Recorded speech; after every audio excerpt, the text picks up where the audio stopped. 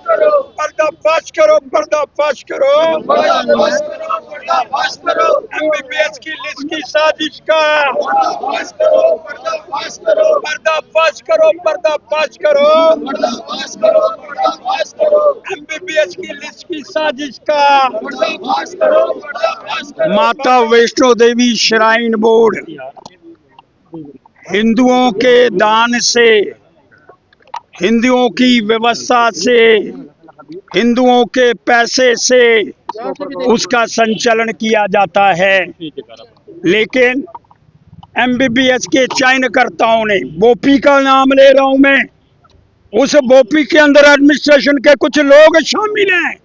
ये भी कहना चाहता हूं, आज जो टर्की और बांग्लादेश की बात कर रहे हैं, मैं कह रहा हूं एडमिनिस्ट्रेशन के लोग शामिल हैं जिन्होंने ये एक बहुत बड़ी साजिश रची है। अरे 46 बच्चे हिंदू आपने श्रीनगर के अंदर भेज दिए और मुस्लिम बच्चे जान करके आपने श्राइन बोर्ड के अंदर भेजे ताकि धार्मिकता को भंग किया जाए। वो बच्चे वहां जाएं, फिर वो अगर बच्चे वहां गए तो वो नमाज भी पढ़ेंगे, अगर बच्चे वहां गए तो वो खाने पीने के अंदर भी तब्दीलियां आएंगी। ये एक बहुत बड़ी साजिश है। और साजिश करता कौन है? माननीय उपराज्यपाल महोदय, श्राइन बोर्ड की इसके अंदर कोई गलती नहीं है। श्राइन बोर्ड को मुस्लिम बच्चे दिए गए और जो कुछ लोग अपने आप को, कोई व्यक्ति जो हिंदुओं के धार्मिक स्थलों का संचालन करने का प्रयास करता है, कभी उसको गाली देने का प्रयास कभी नहीं करना चाहिए। लेकिन बर्षा यूनिवर्सिटी 1992 के अंदर बनी, 1989 के अंदर एक रिजर्वेशन आपने बर्षा यूनिवर्सिटी को दे दी। अरे आपके दादा ने दे दी, आपके पिता ने दे दी, जो टर्की और बांग्लादेश की बात करते हैं। लेकिन 1989 के अंदर वो रिजर्वेशन माता वैष्णो देवी श्राइन बोर्ड को नहीं दी। ये भी एक बहुत बड़ी साजिश थी। इसलिए मैं कहना चाहता हूं, अरे डॉक्टरों की बात करने वालों, डॉक्टर तो परमेश्वर है, डॉक्टर तो परमात्मा है। डॉक्टर का एहसान, पहले भगवान, अल्लाह, फिर डॉक्टर। लेकिन एक वो भी डॉक्टर था जो श्रीनगर के अंदर मेडिकल कॉलेज श्रीनगर के अंदर पढ़ाता था और दिल्ली कांड के अंदर शामिल था। उन डॉक्टरों को श्रीमान उमर अब्दुल्ला जी, आपका नाम लेकर के कह रहा हूं, उन डॉक्टरों को टर्की भेजो और बांग्लादेश भेजो। और यहाँ वाले जो डॉक्टर हैं बिल्कुल सही व्यवस्था के अंदर चल रहे हैं।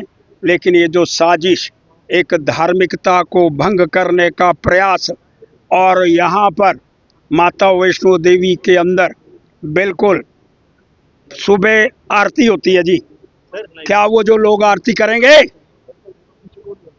खाने पाने के अंदर की व्यवस्था होगी? ये साजिश रची गई बोपी के माध्यम से। और उस बोपी के अंदर कौन कौन लोग शामिल हैं, ये भी एक चर्चा का विषय बना हुआ है। मैं कहता हूं माननीय उपराज्यपाल जी, एक एसीबी के माध्यम से इंक्वायरी बैठाओ, उन लोगों को पकड़ो जिन लोगों ने ये जब उनको पता था कि मुस्लिम जो है वो श्राइन बोर्ड की यूनिवर्सिटी के अंदर नहीं पढ़ सकते, फिर उनको क्यों यूनिवर्सिटी अलॉट करी? क्यों उनको श्रीनगर के अंदर नहीं भेजा? क्यों उतने ही लोगों को अंदर जम्मू के भेजने का प्रयास नहीं करा? इसलिए एक बहुत बड़ी साजिश है। और मैं बड़ा स्पष्ट करना चाहता हूँ, तभी 3 साल के बाद बर्षा यूनिवर्सिटी का निर्माण हुआ, औकाफ उसको चला रहा है। आज बर्षा यूनिवर्सिटी बंद होने के कगार पर है, लेकिन श्राइन बोर्ड जो हिंदू चला रहे हैं, हिंदुओं के पैसों से चल रहा है, दान के माध्यम से उसका संचालन हो रहा है। 400 करोड़ रुपया, कुछ लोग कल कह रहे थे, मैं सुन रहा था कि 32 करोड़ रुपया सरकार ने दिया, 38 करोड़, सब झूठ है। कोई पैसा सरकार ने श्राइन बोर्ड को नहीं दिया। श्राइन बोर्ड इतनी सक्षम है कि अगर 200 बच्चे भी यहाँ एमबीबीएस के दाखिल होंगे, 500 भी होंगे, उसका भी संचालन करने के लिए तैयार है। इसलिए मैं मांग करना चाहता हूँ, ये जो एक बहुत बड़ी साजिश बोपी और सरकार के माध्यम से, बोपी के लोग वहाँ बैठे हुए हैं उनके माध्यम से हुआ है, और शांति को भंग करने का प्रयास, हिंदू और मुसलमान को लड़ाने का प्रयास सरकार के माध्यम से हुआ है। इसकी जांच होनी चाहिए। जो भी इसके अंदर शामिल है उसको पकड़ करके जेल के अंदर बंद करना चाहिए।